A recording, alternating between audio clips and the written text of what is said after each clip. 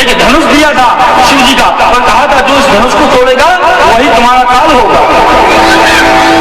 आकाशवाणी ने कहा काल यहाँ से उत्पन्न होगा, जब काल उत्पन्न करने वाला ही नहीं रहेगा तो मैं तो अमर हो जाऊंगा, इसको मारना नहीं, मैं नहीं छोड़ूंगा।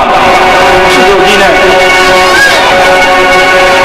मूर्खों को यदि समझाना हो तो बड़े प्रेम से समझाया जाता है, विद्वान को समझाना हो तो इशारा कर दो कि समझ जाएगा, लेकिन मूर्ख को समझाना हो यदि तो बारंबार चेष्टा करनी पड़ती है।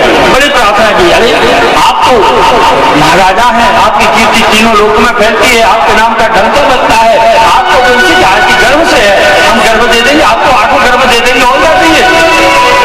बोले आप यदि इतनी कहते बारंबार प्रार्थना करते हैं तो एक मेरी शर्त है। बोले क्या? मेरे यहाँ जेल में हथकड़ियों में बंद कर दोनों को रहना पड़ेगा। वसुदेव जी ने मन में सोचा यदि ऐसे करने से हम दोनों के प्राण बचते हैं, मेरी पत्नी के प्राण बचते हैं तो ठीक है। बोले ठीक है राजा, चलते हैं। ले गया और कारावास में डाल दिया। पहली संतान हुई, सैनिक ले जाकर कहता राजा ने पहली संतान, कंस ने कहा हमको पहली संतान से क्या करना, अष्टम गर्भ चाहिए। नारद जी ने सोचा नहीं ये तो बड़ा कृपालु बनता है, इसका घड़ा जब तक जल्दी नहीं मरेगा, पापों का घड़ा जब तक ये मरेगा नहीं। नारद जी गए, 8 बिंदु रख दिए, कहने लगे नारद जी तुम बड़े कृपालु हो, तुम बहुत सरल हृदय के हो, तुम्हारे अंदर तो कृपा कूट कूट के भरी हुई है, तुम्हारे अंदर तो कृपा कूट कूट के भरी हुई है। तुम नहीं जानते इन देवताओं की चाल, 8 बिंदु हैं, इसमें से देखो पहला कौन सा, अंतिम कौन सा। यहां से प्रारंभ करोगे तो ये अंतिम, यहां से प्रारंभ करोगे तो ये अंतिम। अब बताओ 8 कौन सा 8वां और कौन सा पहला? हाँ ठीक कहते हैं, क्या बताएं नारद जी, और हमारा हृदय इतना कोमल है ना, हम क्या बता, बच्चों को मैंने कभी मारा नहीं, लेकिन हाँ लेकिन काल से छोड़ूंगा नहीं, आपने मुझे जान दिया। नारद जी मन में कहते हैं नारायण नारायण, अब खिसक लो जल्दी यहाँ से। पहला पुत्र लिया और उठाकर उसको जमीन में मार दिया, उसका पहला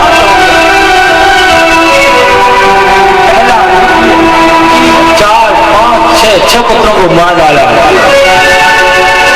7वें नंबर पर आए कौन? हमारे बलदाऊ भैया, जिनको शंकरस्वर भी कहा जाता है, देवता भगवान से कहते हैं कि प्रभु बलदाऊ भैया 7वें गर्भ में है, कंस मार डालेगा, कोई लीला रचिए। भगवान ने योग माया को आदेश दिया, योग माया गई और वसुदेव जी की एक पत्नी और है रोहिणी। राजन आपके घर के चलते 7वां गर्भ तो अपने आप क्षय हो गया। बोले अच्छी बात है, अब 8वें गर्भ में हमें हमारे कन्हैया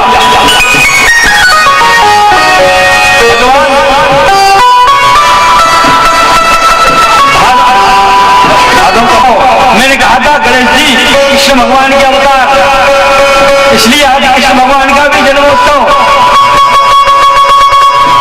रात्रि का समय देखिए क्या अद्भुत संयोग है। उनको धारण किए हुए भगवान प्रकट हो गए और पूरे चारा गांव में सूर्य के तेज के समान प्रकाश फैल गया। भगवान का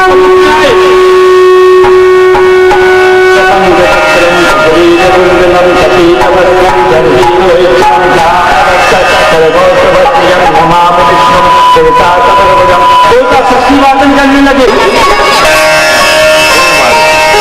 चाहता हाथ पर भी पालक होता है। भगवान कहे देखो भैया मैं नहीं, कैसे नहीं, पहले आप ये चारों बताओ तो बालक होता है, छोटे बन जाओ। भगवान छोटे बन गए, लेकिन एक शर्त है, मैं तो इसलिए आया था कि जैसे ही मैं आपके यहाँ अवतार लूंगा, कंस मारने आएगा तो तुरंत मार डालूंगा, लेकिन अब आप मुझे बालक बनाती हैं तो अब आपको कंस से मेरी रक्षा करनी पड़ेगी। बोले कैसे? हम तो हथकड़ी में बने।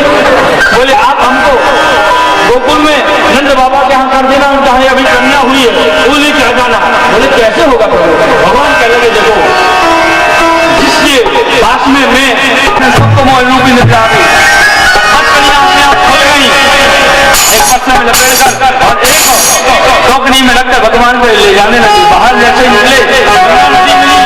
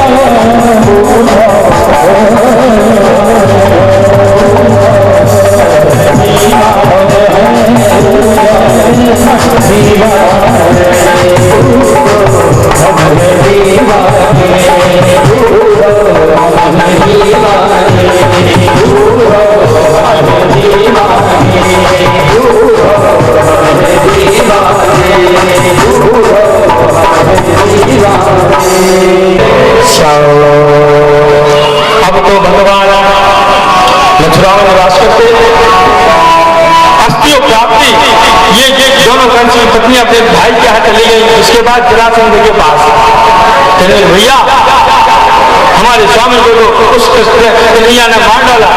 जरासंध ने अच्छा जरासंध 23 अक्षणी सेना लेकर 17 बार भगवान ने हरा दिया। अब 18वीं बार लगाई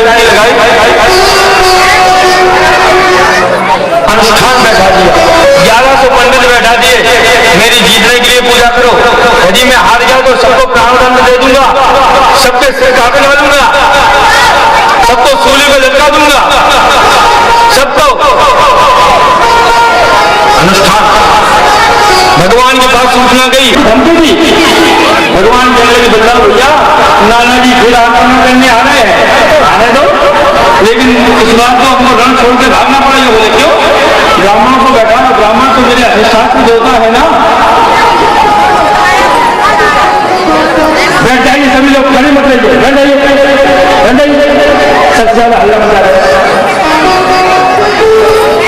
बोलिए वृंदावन हरिलाल की। भैया ब्राह्मणों को बैठाया पूजा करने के लिए, यदि हम लोग जीत जाए तो सभी ब्राह्मणों की बलि चढ़ा देगा। ये बड़ा दुष्ट है, क्या करें? चलो माखन चोर तो नाम ही है, रण छोड़ भी नाम हो जाएगा और क्या होगा। बुद्ध हुआ, भगवान रण छोड़ के भाग गए। कहाँ गए? एक पर्वत के ऊपर चल गए, इसमें नीचे जहाज लगा दी, भगवान ने वहां से सलाम लगाई, समुद्र के किनारे पहुंच गए और विश्वकर्मा जी को बुलाया, कहा जाओ मेरे लिए एक सुंदर से महल का निर्माण करो। उन्होंने रात्रि भर में द्वारका का निर्माण कि जब मथुरावासी वहां पहुंचे, वहां जाकर देखें द्वार कहाँ, इसमें तो जगह देखो द्वारका, इसलिए उसका नाम पड़ गया द्वारका। भगवान ने द्वारका बनी बनाई। और राजा बन के बैठ गए सभी रात्रि में माया से सभी को मथुरा वासियों को द्वारका में बुलवा लिया। अब अपना राज्य स्थापित कर लिया, यही रहने लगे। अब बल्लाव भैया का विवाह तो हो गया रेवत नाम के राजा की पुत्री रेवती के साथ। भगवान कहे में बल्लाव भैया ने तो विवाह कर लिया। हमको लगता है कि भला तुम राजा बिना शादी का मतलब है क्या?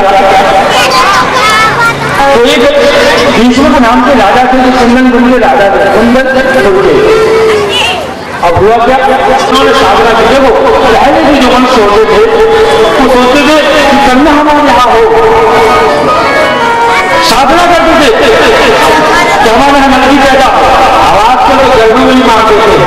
और यहाँ तक शास्त्रों में लिखा है जो व्यक्ति गर्भा अवस्था में गर्भ का क्षय कराता है उसके घर का पानी भी पीने योग्य नहीं है, उसके घर का पानी भी पीने योग्य नहीं है। इसलिए कभी भी किसी भी लक्ष्मी जी और रुक्मणी जी एक कमल के फूल पर लेटी सामने आ गए, इन्होंने भगवान का प्रसाद समझा। तो लक्ष्मी जी कभी घर में नहीं आती, सीता जी की उत्पत्ति भूमि से। तो भगवान से जब विवाह हुआ तो समुद्र में से मंथन में निकली थी, कभी गर्भ में लक्ष्मी वास नहीं करती। रुक्मणी जी आए, बड़े प्रसन्न हुए, भीष्म नाम के राजा पत्नी को जाकर दिया। देखो देवी भगवान के आशीर्वाद से ये कन्या हमारे यहाँ आई है।